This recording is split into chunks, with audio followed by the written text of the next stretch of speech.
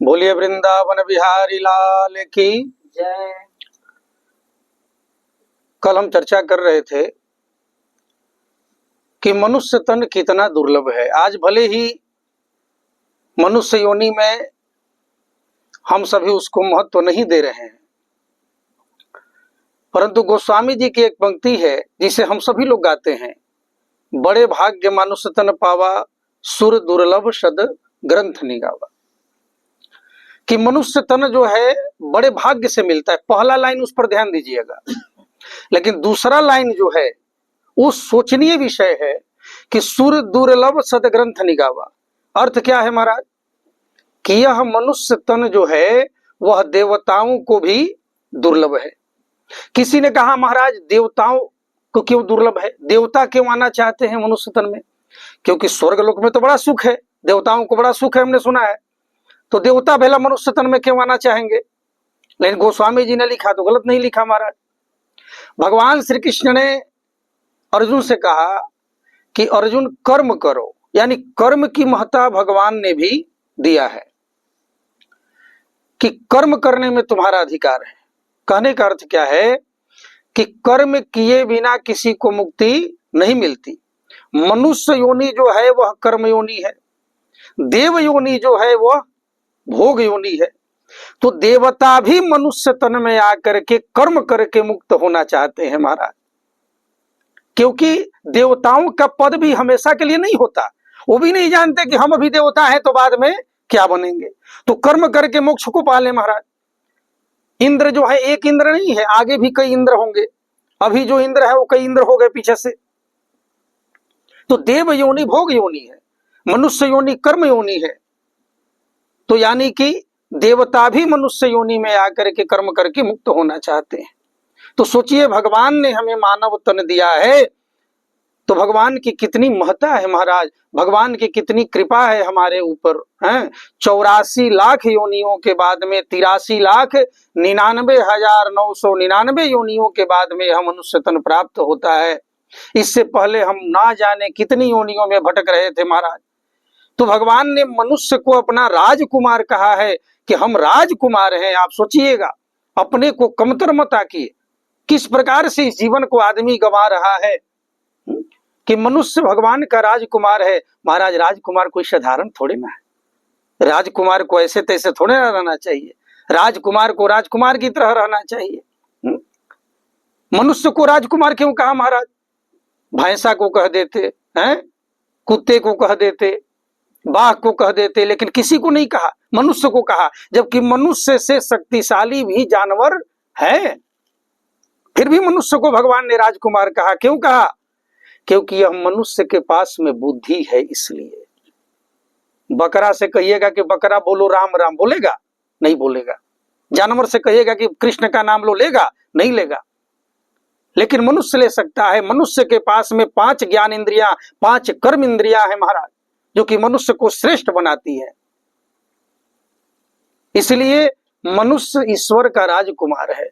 भले ही हाथी मनुष्य से ताकतवर है, भले ही शेर जो है मनुष्य से ताकतवर है, लेकिन मनुष्य अपने बुद्धि के बल पर उस हाथी और शेर को भी सर्कस में नचाता है महाराज। ये मनुष्य की बुद्धि का कमाल है।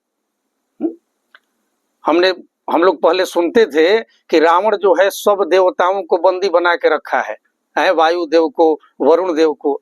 आज मनुष्य रावण से कम है क्या? मनुष्य ने भी सब देवताओं को बंदी बना के रखा है महाराज। एगो बटन टीपे, वायुदेव ने अपना काम करना शुरू कर दिया। एगो स्विच ऑन किए, वरुण देव ने अपना काम, जल के देवता ने शुरू कर दिया। सब देवताओं को वश में करके मनुष्य रख लिया। किस बल पर? बोले बुद्धि के बल पर महाराज। यानी कि मनुष्य को विशेष प्रकार का जो ज्ञान दिया है वो बुद्धि का ज्ञान वरदान भगवान ने प्राप्त दिया है महाराज। यानी कि मनुष्य श्रेष्ठ राजकुमार है। भगवान ने कहा कि मनुष्य हमारा राजकुमार है, लेकिन मनुष्य अपनी शक्तियों को भूल गया और ना जाने नशा में, दुर्व्यसन में और किस प्रकार के कैसे कैसे आचरण में प्रवृत्त होकर के मनुष्य अपने इस भगवान के राजकुमार रूपी शरीर को किस प्रकार से नष्ट करते हुए जा रहा है। एक छोटी सी कथा मैं आपको सुना रहा हूं। एक बार एक राजा जो है वह वन में जा करके रात्रि में भटक गया। तभी एक झोपड़ी उसे दिखाई दिया और उस झोपड़ी में कुछ प्रकाश जल रहा था। कुछ वहां वो गया, रात्रि में भटक गया था, कोई सेना भी नहीं थी, मंत्री भी नहीं थे। तो झोपड़ी में जो रहने वाला व्यक्ति था वो राजा को पहचान लिया, बड़ा स्वागत सत्कार किया। राजा उस पर प्रसन्न हो गए। राजा ने कहा कि तुम क्या करते हो? उसने कहा महाराज मैं एक लकड़हारा हूं, मैं लकड़ी काटता हूं और काट करके उसे कोयला बनाता हूं और उसे बेच देता हूं। राजा ने कहा ठीक है। सुबह जब राजा जाने लगे, अपना एक अंगूठी उंगली का निकाल करके दे दिया कि जब तुम मेरे पास आओगे, जब कभी आवश्यकता पड़ेगी, आ करके इस अंगूठी को दिखाना, मैं तुम्हें पहचान लूंगा और जो भी तुम्हें सहायता चाहिए मैं तुम्हें करूंगा। एक दिन की बात है, समय बीतता गया, जंगल के सारे लकड़ी समाप्त हो गए, बारिश हो गई, कुछ लकड़ी भीग गए, अब उसके खाने के लाले पड़ गए। लकड़हारे की पत्नी ने कहा राजा ने बुलाया था, याद करो वो दिन, तुम जाओ। वो गया और जा करके राजा को अंगूठी दिखाया और राजा ने खुश हो करके कि तुम लकड़हारा हो। राजा ने सोचा किसी से संबंधित इसको कुछ काम देते हैं, एक बगीचा लकड़हारे को दान कर दिया। लकड़हारा बड़ा खुश हो गया। अब लकड़हारा बगीचे के लकड़ी काटने लगा, काट करके उसको जला करके, क्योंकि कोयला थोड़ा महंगा बिकता है लकड़ी से, और कोयला बना करके उसको जा करके बेचने लगा नगर में। एक दिन क्या हुआ, उस बगीचे के सारे पेड़ समाप्त हो गए, एक वो पेड़ खाली बच गया महाराज, मात्र एक वृक्ष बच गया उसमें, वो भी छोटा सा। तभी बारिश हो गई, भीग गया, अब वो लकड़ी जल ही नहीं रही थी। तब लकड़हारे की पत्नी ने कहा कि छोड़ो, कोयला क्यों बना रहे हो, अब तो थोड़ी सी लकड़ी बची है, इसी को तुम लकड़ी को ही जा करके बेचाओ। वो जो थोड़ी सी लकड़ी अंत में बची थी उसको बांध करके और ले करके वह लकड़हारा जहां धनी लोग रहते थे वहां पर गया। एक नगर का सेठ वहां से गुजर रहा था, जैसे ही लकड़ी को देखा महाराज, लकड़ियों के गट्ठर को, सेठ आ गया। सेठ ने कहा कि अरे भैया कितने में लकड़ी दे रहे हो? लकड़हारे ने कहा महाराज जो दे दीजिए। उस सेठ ने कहा मैं इस लकड़ी का 50 रुपया दूंगा। लकड़हारा सोचने लगा, अरे इतने लकड़ियों का मैं कोयला बनाता था तो 5 रुपया मिलता था, लकड़ी का 50 रुपया, क्या बात है? आश्चर्य में पड़ गया, महाराज 50 रुपया? नगर के सेठ ने सोचा लगता है कम है। नगर के सेठ ने कहा 200 रुपया दूंगा। फिर आश्चर्य में पड़ गया, सेठ ने कहा लगता है अभी भी सोच रहा है, सुनो 500 रुपए दूंगा, ले लो। लकड़हारा फिर सोचने लगा। सेठ ने कहा देखो 2000 दूंगा, इससे ज्यादा अब नहीं दूंगा।